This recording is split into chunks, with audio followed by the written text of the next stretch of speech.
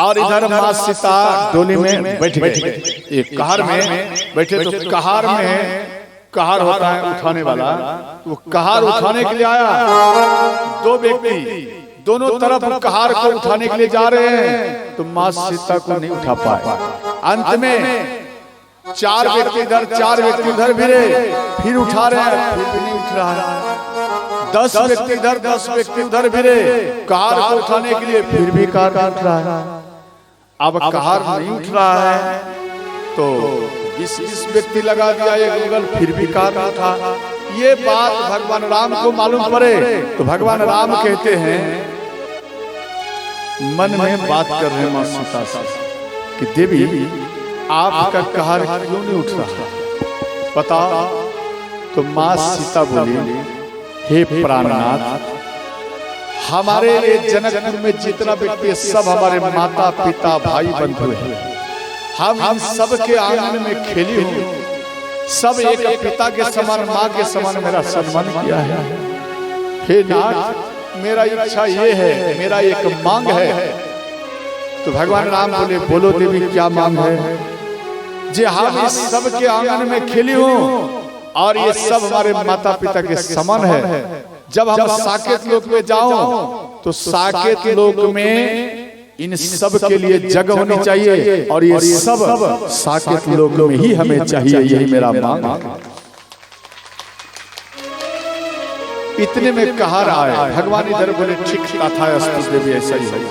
इधर कहार माँ सीता के चरण में गिर गए और कहते हैं, हे माता क्या बात है जे आपका शरीर आपको मैं उठा नहीं पा रहा हूं। तो माँ सीता बोली, भैया अब आप डोली को उठाइए। अब भैया ये डोली उठ जाएगा। ध्यान देना, बेटी जब जाती है तो माँ के तरफ बेटी हरदम पलट कर रहती है। हरदम वो ये सोचती है बेटी कि मेरी माँ मेरे नेत्रों के सामने रहे, मेरे पिता मेरे नेत्रों के सामने रहे। हरदम बेटी माँ और पिता को देखती है और बेटी माँ का इच्छा था हरदम मेरी बेटी मेरे सामने में रहे, मेरे नेत्रों के सामने में रहे। और माँ भी मूर्ति के समान खड़े होकर बैठकर अपनी बेटी को बार बार याद वो करते रहे।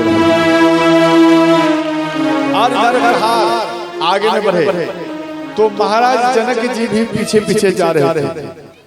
तो काफी दूर जब चला गया तो दूर में जाने के बाद ध्यान देना, तो महाराज दशरथ जी पीछे पलट कर देखे। तो महाराज जनक जी इतना दूर आ गए तो बोले, भैया जरा रथ को रोको। रथ को रोका गया और इसके बाद पीछे में उतर कर आए और बोले, महाराज आप काफी दूर आ चुके, अब आप वापस हो जाइए। तो महाराज जनक जी बोले, हे महाराज मेरी बेटी सीता जा रही है ना, इसलिए चलिए कुछ दूर में और छोड़ दो। देखो महाराज जनक जी बार बार घुमाते हैं। गोस्वामी जी यहाँ पर लिखे हैं, बहोरी बहोरी कोसला पात बहोरी बहोरी कोसल पात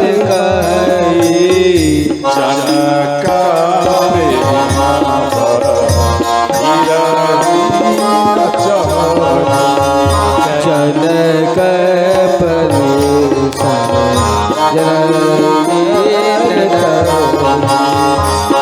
बार बार आप घुमा रहे हैं, आप घूम जाइए। तो महाराज जनक जी बोले हमारी बेटी सीता जा रही है ना, चलिए कुछ दूर और मैं आपको छोड़ दूं। तो महाराज दशरथ जी रथ पर बैठ गए।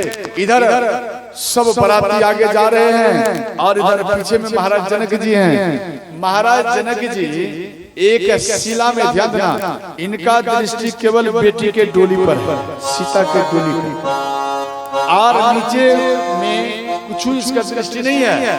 एक शिला में इनका चरण का ठोकर लगा और वो ध्यान से महाराज जनक जी गिर गए।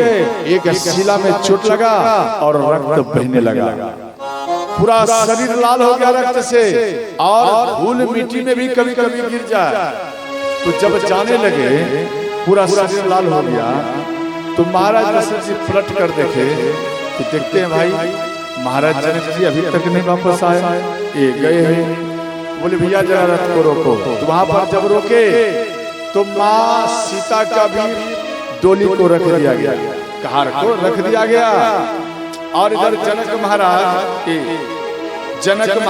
इधर से जा रहे थे और वो भी रोते हुए। माँ सीता मन में सोची ये तो वन है, अभी तो हम अयोध्या नहीं पहुंची, परंतु यहाँ क्यों रुका गया। तो जैसे ही वो पर्दा में थोड़ा सा झांक करके देखी तो अपने पिता को देखे कि मेरे पिता का शरीर लाल हो गया है, सिर फूट गया है। चारों बहनें पिता पिता करते हुए अपने पिता के पास आए और पिता के शरीर में लिपट गए। और माँ सीता बोली पिता श्री आपका सिर फूट चुका है, आपका पूरा शरीर लाल हो गया है। तो महाराज जनक जी बोले बेटी आपके वियोग को मैं सहन नहीं कर पाया और आप क्षमा करना, और मैं इतना दूर तक आ गया। इतने में ध्यान देना पृथ्वी माता स्वयं गैया का रूप धारण करके ध्यान देना वो अपनी बेटी को छोड़ने के लिए जा रहे थे। माँ सीता जैसे ही गैया को देखे तो मन में सोचे ये वही गौ माता है जो बचपन में कभी कभी प्रकट होकर के हमको दूध पिलाया करती थी, और ये गौ माता भी आज हमें छोड़ने के लिए यहाँ तक आई है। माँ सीता की तरफ मुख को घुमाकर गैया धिक्कार कर रोती है, और माँ सीता दौड़ते हुए गई और गैया के गले में अपना गला को लिपट ली और रोने लगी। वहां पर गैया माँ सीता के मुख को चाटने लगी, और वो गैया कहती कि बेटी आप जा रही हो जाओ, लेकिन इस माँ को कभी मत भूलना। ध्यान देना, देखो आपकी जो माँ है आपको 6 महीना 3 महीना 2 महीना दूध पिलाई। ध्यान देना, और इसके बाद आप कमजोर हो जाएंगे। आपके शरीर को पुष्ट करने के लिए स्वयं माँ पृथ्वी गौ का रूप धारण करके और आपके दरवाजे में आकर खड़ी हो जाएगी।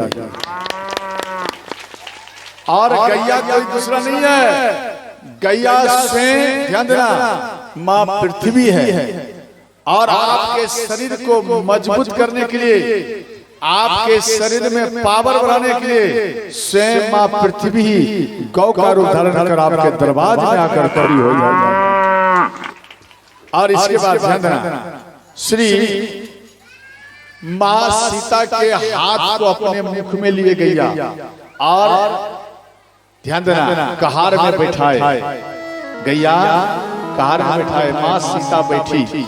इसके बाद महाराज जनक जी वापस हुए और इधर अयोध्या में माँ सीता प्रवेश की।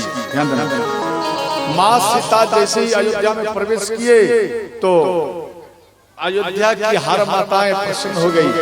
सब कोई मन में सोचे, ध्यान देना, सब कोई मन में ये सोचे कि भगवान राम आ गए और सीता भी आ गई है, ये राम सीता हमारी बेटी है। ध्यान देना हर नगर के व्यक्ति अपने घर को सजाए, और ध्यान देना माँ सीता जैसे ही केवल चरण को रखी अयोध्या में, जो राम के चरण को अयोध्या में रखने से परिवर्तन नहीं हुआ, वो परिवर्तन माँ सीता के चरण रखने से तुरंत परिवर्तन हो गया। परिवर्तन क्या है? ध्यान देना जितने अयोध्या में अंधे थे सबके नयन में पावर आ गया देखने का, और जितने गूंगे बेटे थे उनके गले में आवाज आ गया, मुख में आवाज आ गया, सीता सीता बोलते हुए महल की ओर दौड़ गए। और जितने वृद्ध व्यक्ति घाट पर लेटे हुए थे, शरीर वृद्ध था, काम नहीं कर पाता था, खड़े नहीं हो पाता था, वो व्यक्ति के कान में जैसे सीता शब्द आए वो तुरंत उठकर घाट पर से और महल की ओर ही दौड़ गए। श्रोता, मां सीता के चरण रखने से ये परिवर्तन हुआ।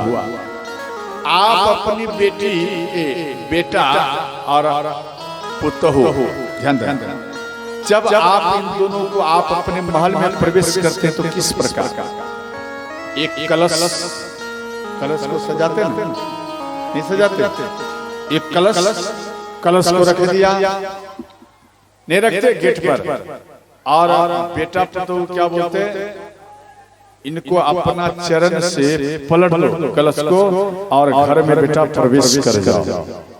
बोलो ना हाँ या नहीं। जो जो माता इतना बढ़िया नियम करती है जरा हाथ उठाओ, हाथ उठा के बोलो। अरे जो जो कलश में समझा आपने किया नियम और बेटा पुत्र को प्रवेश किया, तो वो जो जो माता किया है ऐसा, तो वो सब प्रसन्न होकर हाथ उठाई, हाथ उठा, समझ गए आप लोग ने, ध्यान देना, हाँ समझ गए। देखो आप जरा ठंडे दिमाग से विचार करना, कलश में लात मारना क्या अच्छी बात है? बोलो ना या नहीं, अच्छी बात है। तो फिर पुतहु से कलश में क्यों लात मरवाती है? पता जरा विचार कर दे। ये अंग्रेज का परंपरा अपने तरफ, विदेश का परंपरा अपने तरफ मत लाई, समझ गए? देखो कलश जो है अच्छा का प्रतीक है, बात समझ गया, मंगल का प्रतीक है। आप कलश में अपने पुतहु को लात मत मारने दीजिए, आपका कर्तव्य है बेटा पुतहु दोनों को बोलिए आदेश दीजिए कि बेटा कलश सजा हुआ है और इस कलश को पति पत्नी मिलकर इसको उठाओ, और इसको उठाकर, ध्यान देना, आप बेटा इन कलश को उठाकर आप उन जगह में रखो जहां में आप डेली इनका पूजा पाठ करते रहना जिंदगी भर। और जैसे साल में मनाते ना, साल में क्या मनाते हैं, सालगिरह विवाह का नहीं मनाते। कई व्यक्तियों को हम देखते हैं जन्म उत्सव मनाते हुए वो दीपक जला दिया और हाथ में चक्कू दे दिया, देते ना। बर्थडे में क्या देते हैं हमें बच्चे को, दीपक जला दिया, शुभ कार्य किया और उसके बाद हाथ में चाकू दे दिया, अब दिमाग लगा। और इसके बाद और गड़बड़ क्या किए कि जो दीपक जल रहा था उसी बेटा को कहते हैं इसको फूंक कर बुझाओ। बोलो हाँ या नहीं, दिमाग लगा। आप जो जिस दीपक को आपने आदेश दे रहा है जिंदगी भरी बेटा चलते रहो, जलते रहो, प्रकाश करते रहो, ध्यान देना, जिस दीपक को कह दिया वो दीपक मतलब बेटा, बेटा इसी प्रकार से आप प्रकाश जिंदगी भरी करते रहो। आप ये कह रही हैं और आज यहाँ क्या कर रही है कि उस दीपक को ही बेटा को कहते हैं जरा इसको बुझा दो बेटा, यहाँ गलती है। कभी भी बर्थडे में या शादी में भी, ध्यान देना, शादी का सालगिरह आता है वो भी बर्थडे ना जाने क्या सब लाता है। देखो आप शादी का सालगिरह मनाइए या बेटा का बर्थडे मनाइए या बेटी का बर्थडे, परंतु बाजार से कभी भी केक मत लाइए, ध्यान देना। उस केक में ध्यान देना अंडा का मटेरियल मिलाया जाता है, ध्यान से समझना, अंडा का मटेरियल मिलाया जाता है। और कभी भी भूल से ऐसा गलती मत करना, आप स्वयं वैष्णव हो और अपने धर्म को उसे खाकर नष्ट मत कर देना मेरी मैया। अगर आपको केक बनाना है, आप टेढ़ा मेढ़ा जैसा भी बना अपने घर में तैयार करो, उसी पर विशेष विश्वास करिए। बाजार का लाया हुआ पर कभी भी विश्वास मत करना, ध्यान देना। आप धर्म के लिए चरण को आगे बढ़ा रही है और आपके पीछे अधर्म में प्रवेश कर रहा है कि आपको कैसे मैं अधर्म की ओर ले जाऊं। वो जो चमकीला होता ना, चमकीला उजला वाला, ध्यान देना, जो लड्डू पर भी दिया जाता, ध्यान देना, कुछ अब शब्द बोली यहाँ पर बात, जो कि ऐसे व्यक्ति उसको भैंस का चमड़ी के मिश्रण से वो उजला उजला जो रहता है चमकीला वाला, समझ रही हो या नहीं? उजला उजला चमकीला जैसा बर्फी वाला कोई ऐसा मिठाई बनता, उसमें आप ज्यादा देखते हैं। और केक में भी दिया जाता, वो भैंस के चमड़ी को गला कर, ध्यान देना, और इसमें मिला दिया जाता है और उसी में केमिकल डाल करके जनता में दे दिया जाता है और जनता उसको स्वागत के साथ उसको खा जाता है। ध्यान देना, तो उसको जब आप खाइएगा आसुरी शक्ति बढ़ेगा, आसुरी, बात समझ गया? तो इसलिए भूल से भी ऐसा भोजन और ऐसा केक मत लाइए, समझ गए? और इसके बाद माँ सीता उन कलश को उठाए और पूजा स्थल में सालगिरह हो, प्रत्येक साल उन कलश को परिवर्तन में ला, बात समझ गया? परिवर्तन माने नया कलश बिठाइए, पूजा करिए, ध्यान देना। और ये करना चाहिए, ऐसा नहीं केक फेंक इत्यादि ये सब ला करके काटना नहीं चाहिए।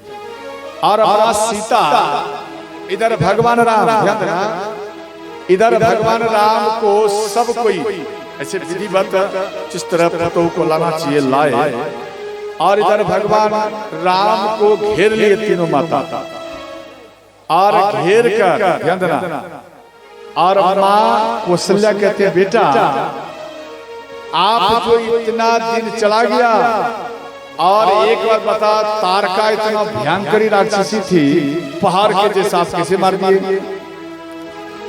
भगवान राम बोले माँ हम नहीं मारे, तो कौन मार दिए? बोले माँ जैसे ही तारका आई हम धनुष पर तो बांध चढ़ाए, यहाँ तक हमको याद है, और इसके बाद वो जब खाने के लिए दौड़ी तो जोर से हम खिलाए कि माँ बचाओ, पिताजी बचाइए, बस आप दोनों का केवल हम याद किए, याद मात्र से ही ना जाने कैसे धनुष से बाण छूट गया और तारका मर गए।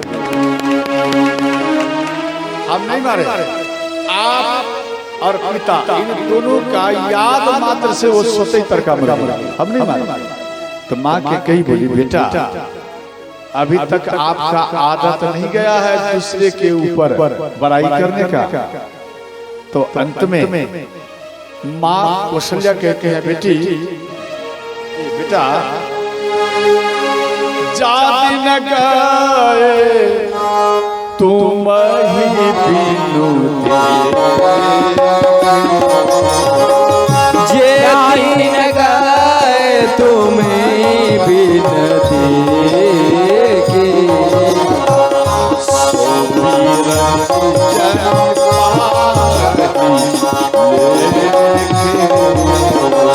सोबीर जे जाने पार ही लेके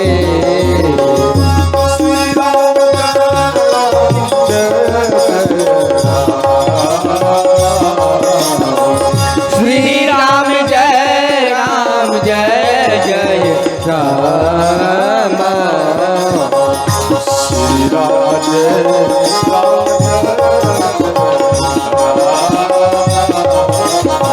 श्री राम जय जय राम। हर हर महादेव।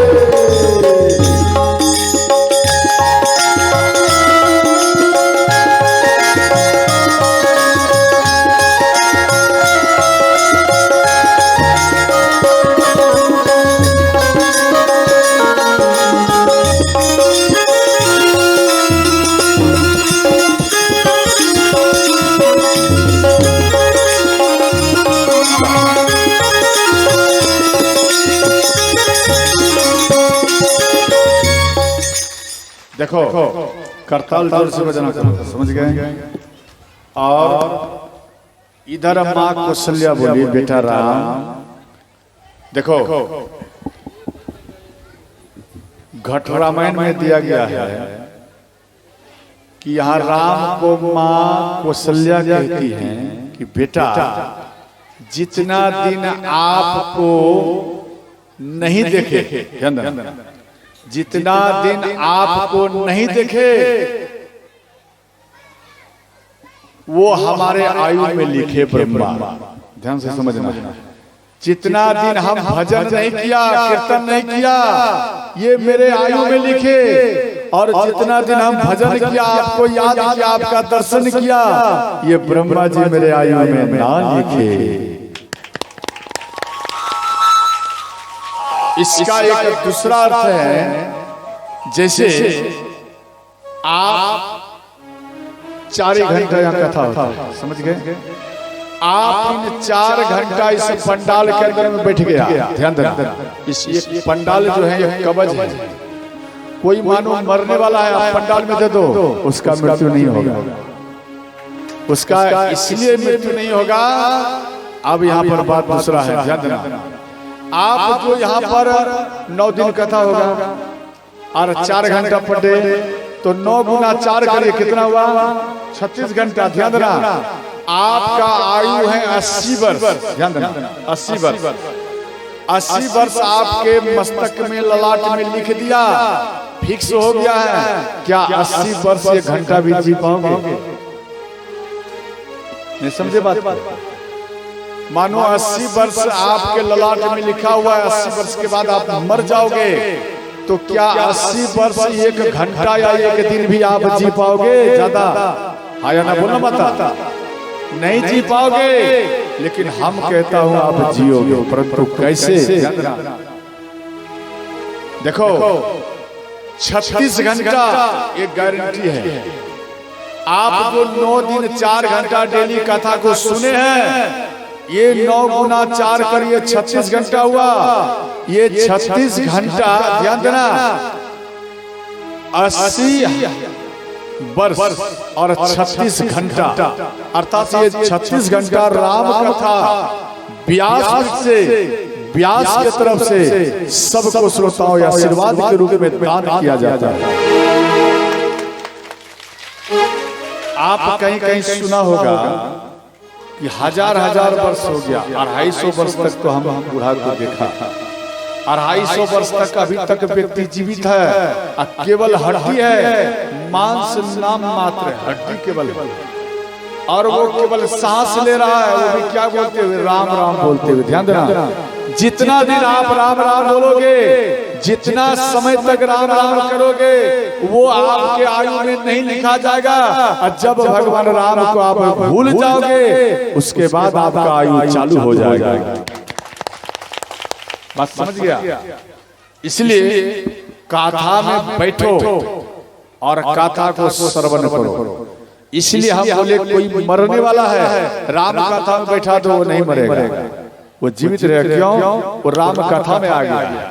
राम कथा के बाद में जाएगा, उसका मृत्यु हो सकता, लेकिन राम कथा में उसका मृत्यु नहीं हो सकता है। समझ गए? अब इधर ध्यान देना, इधर कुछ माताएं राम को जो दहेज में दिया, ध्यान देना। अच्छा एक बात बताओ मेरी मैया, पिता समान भाई बंधु, जब आप अपना बेटा का विवाह करी घर आते हैं, तो घर की माताएं, ध्यान देना, आपके समधी साहब, लड़की के पिता समधी साहब, हर चीज आपको दिया, फ्रिज दिया, फर्नीचर दिया, और क्या बोलते हैं, वॉशिंग क्या बोलते हैं, मशीन, कपड़ा खींचने वाला, अपना भाषा में समझ लो, ये सब मनो दिया। ठीक है, इतना सामान दिया, आपने इतना सामान को देख लिया, और माँ क्या करती है? बार बार ये देखती है मेरे बेटा को क्या नहीं दिया। बोलो हाँ या नहीं? अरे बोलना, ये देखती है ना माँ, क्या मेरे बेटा को नहीं दिया है, वो ढूंढते रहते। एक माता अयोध्या की थी, उनको 3 दिन लग गया ढूंढने में, क्या नहीं दिया है जनक महाराज। 3 दिन से ढूंढ रहा है, उसको मिल नहीं रहा है, क्या नहीं दिया है, मैं वो जरा ढूंढूं। हर चीज दिया था, तो तीसरा चौथा दिन में मिला, ध्यान देना, एक चीज नहीं दिया था। वो क्या बोलते हैं पोता, क्या बोलते हैं, कपड़ा में मिट्टी और थोड़ा पानी मिला के जो चूल्हे का लिपाई करते हैं उसको क्या था, पोता, पोताई, क्या बोलते हैं उसको, पतना, पोतना। हाँ, अपना भाषा में समझ लेना, उसको कहता है पोतना। तो माँ सीता को गालियां देने लगी, वहां की माता माँ सीता गालियां देने लगी और कहती है मेरे बेटा को ठग लिया, मेरे बेटा को ठग लिया, कुछ दहेज नहीं दिया जनक महाराज, मेरे बेटा को ठग लिया। उधर से माँ कौशल्या, माँ के कई, माँ सुमित्रा दौड़ते हुए आई। अरे आप सीता हमारी बेटी को क्यों गालियां दे रही है? बोले अरे क्यों गालियां दे रही है, तुझे मालूम नहीं मेरे चारों बेटा को जनक महाराज ठग लिया है। बोले कैसे ठग लिया? बोले अरे एक भी चीज नहीं दिया मेरे बेटा को, कुछ नहीं दिया है। बोले इतना घर भर दिया और कहती हो कि कुछ नहीं दिया? बोले अरे सच कह रहा हूँ। अरे क्या घर भरेगा जनक महाराज, तो कंगाल है कंगाल। देखो यहाँ गालियां दे रहे माँ सीता को, तेरा पिता कंगाल है, तेरे पिता को जब एक पोतना नहीं सफरा और मेरे बेटा को क्या देगा? अब सोचो 10 रुपया 5 रुपया का ओछाई करने वाला, पोताई करने वाला, वो नहीं सफरा तो मेरे बेटा क्या देगा? मेरे बेटा को ठग लिया, कुछ तिलक नहीं दिया। इस तरह आपकी बेटी को भी गाली देता है। देखो आप ससुराल जाइए, अच्छा है, ससुराल में प्रथम चरण में जिसका सास थोड़ा गालियां दे, जिसका सास गालियां दे, तो उस टाइम में आपकी बेटी का प्रसन्नता होनी चाहिए। नहीं समझे? अच्छा एक बार बता, आप ससुराल जाएंगे, अगर सास गालियां देंगे तो आप क्या करेंगे? डंडा उठाएंगे? बोलो बेटा, डंडा उठाएगी? इधर से भी गाली, इधर से भी गालियां? ऐसा मत करना। आपकी सास अगर गालियां दे रही है तो वो गालियां नहीं है, अगर आप मुस्कुराहट दोगे तो समझ लेना वो गालियां ही आपके लिए वरदान ही बन जाएगा। और दूसरी बात ध्यान देना, कभी भी पलट कर गालियां नहीं देना चाहिए। आप मुस्कुराहट दीजिए, वो अगर गालियां दे तो आप इधर से क्या दोगे? राधे राधे, मुस्कुराहट दोगे। ध्यान देना, उधर गालियां, इधर बोलो राधे राधे, गालियां राधे राधे, गालियां राधे राधे। जब ऐसा होगा तो याद रखना बेटा, आपकी सास परेशान हो जाएगी। अरे किसके चक्कर में पड़ गया, हम इसको गालियां दे रहा हूँ ये और मुस्कुराहट दे रहा और राधे राधे बोल रहा है। इससे अच्छा है अपनी पुतों में ही मिलकर और हम भी बोल देता हूँ राधे राधे। आपकी जो सास है वो आपके तरफ हो जाएगा, बस समझ गया? सदा सदा के लिए हो जाएंगे, एक दिन के लिए सदा सदा के। अगर सास आपके तरफ मनो हो गई तो बेटा अगर बिगड़ भी जाएगा उसके कान को पकड़ कर जगह पर मार लाएगा, बात समझ गया? इसलिए सबसे पहले ससुराल जाओ, दिमाग लगाओ सास को मैं कैसे अपने तरफ करूं, समझ गया? क्यों? हर बात का पॉइंट सास है। अगर सास आपके तरफ है समझ लेना पूरा परिवार ही आपका हो गया।